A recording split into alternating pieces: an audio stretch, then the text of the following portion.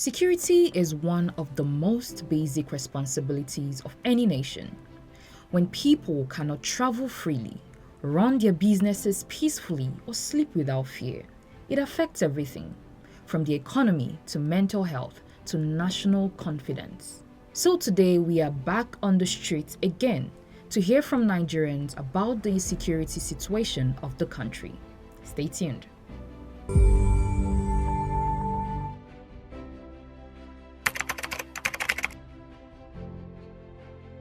In every area, but economically it's even affecting us more because those people transporting goods from a rural area to developed area, they can no longer come out again the way they used to because of insecurity. It's affected us in so many negative ways, in the sense that we've had to restrict our movement. We can't move as freely as we used to. If I will remember, 5-10 years ago, you visit friends, family and the rest.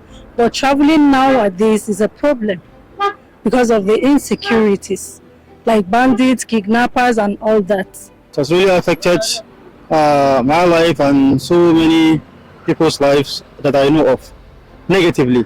As a person, I've not been, thank God so far, I've not been a victim of any activity of the, or I can call them underworld people, whether banditry, whether bandits or kidnappers or insurgents. But then it's something that strikes fear in somebody.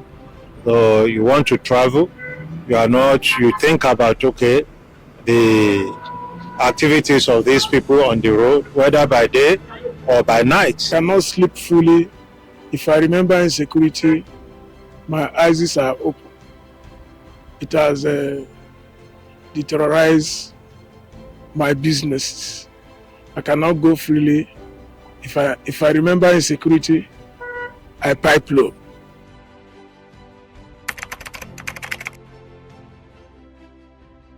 My friend was kidnapped along Abuja Kaduna route. He's paid more than 23 million naira for ransom.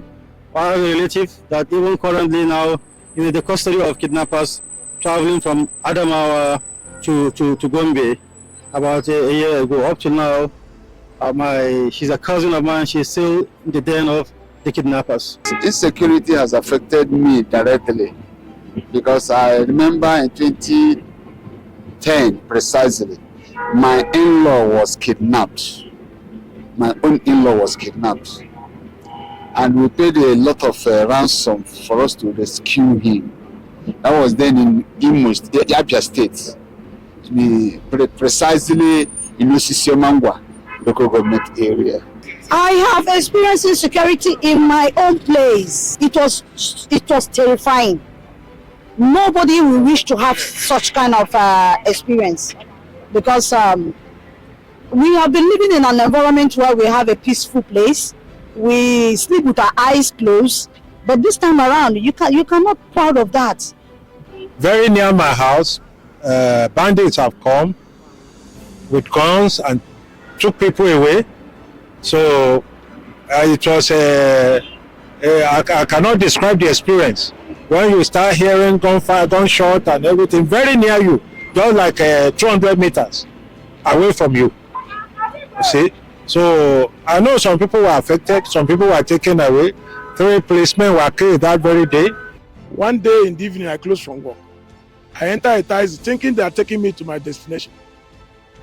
Believe me, they take me to an unknown destination, trying to kill me.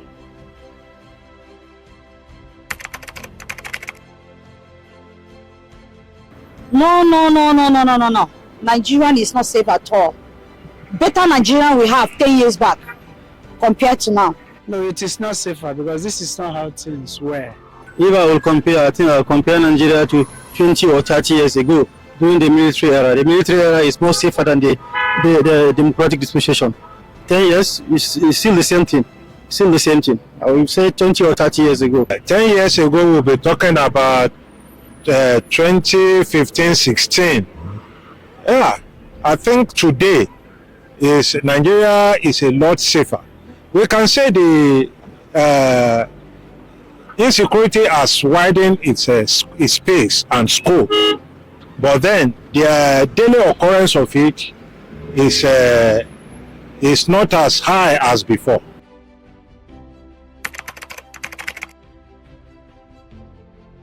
They should just concentrate on the security part.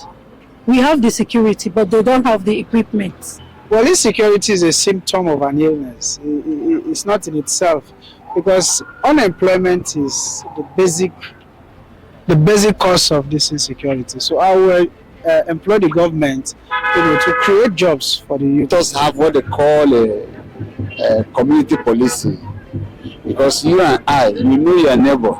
Once there's a new person in the vicinity, you'll be able to identify them. So first thing, government should look at the corruption around this thing. Then people should be held accountable. And IG just retired. They should be given targets. Nobody should be there more than 3 months or 6 months if you have not performed. There's no need keeping any, any service chief for 2 years. It is not mandatory. 1 year, it is not mandatory. 4 years, it is not mandatory. If you look at them in 3 months, they don't perform, you remove them. Give them everything that they require to work. I will advise the government to put every senior officer in charge of a particular zone on target, maximum of 6 months. He either improves the insecurity or steps down and give it to his subordinates. And he's going to be accountable for all the money given to him under his tenure, period. Let there be transparency. 6 months maximum. Is either you do it, you fix it, or you step down and you account for the money given to you. Thank you. So, you've heard directly from the people, real fears, real experiences, and real frustrations. Insecurity is not an abstract policy debate. It affects livelihoods, businesses, and even simple freedom of movement. The voices we've heard today reflect a deep desire for safety, accountability, and practical action. The question now is not whether insecurity exists, it's what must be done urgently, decisively to address it. Nigeria's future depends on more than promises. It depends on implementation. I'm Miberan Omoloju. Thank you for watching.